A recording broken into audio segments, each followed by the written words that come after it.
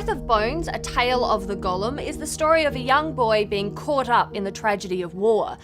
Given its title, you could be forgiven for thinking it's the story of a giant clay automaton beating up on Nazis. Sure. And I'm pretty sure that's going to come into play fairly soon. But with this first issue, I think a more poignant story is trying to be made, a story of family and innocence lost. Yeah, I've got to say I was a little surprised by the pace this one takes. We start off with a prologue that shows a pitched battle between German and Allied forces, but largely due to some quite breathtaking artwork by Dave Wachter, the more personal and emotional aspect of this story is immediately evident, with tight focus on faces and amazing texture to the rain-smeared images. There's a change in tone, but the tension is maintained as we jump back in time to see our lead character Noah on the day his father leaves to go to war. There's a simplicity to the scenes in the village that contrasts perfectly with the chaotic images of the battlefield, and the detailed facial expressions continue to impress. Now, obviously, we've jumped straight onto the artwork here, but it's a part of what makes this comic so very special. Yeah, which is not to say that writer Steve Niles isn't doing his job Not here. at all. I think every character in here has a very distinct voice,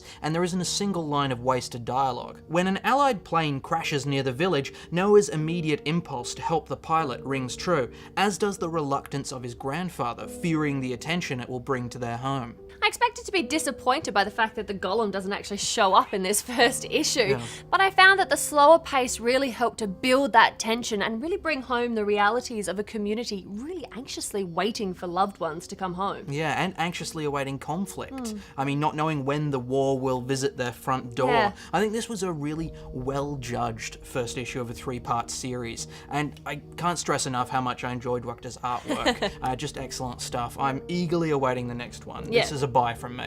Yeah, there's a really beautiful partnership that's happened between the two of them. Niles has allowed that slow pace to build the tension and build those intricacies, and Wachter's beautiful artwork really hooks in the audience. It's a buy from me as well, and I think I have to add another title to my artists to watch list. It's getting really long. It is.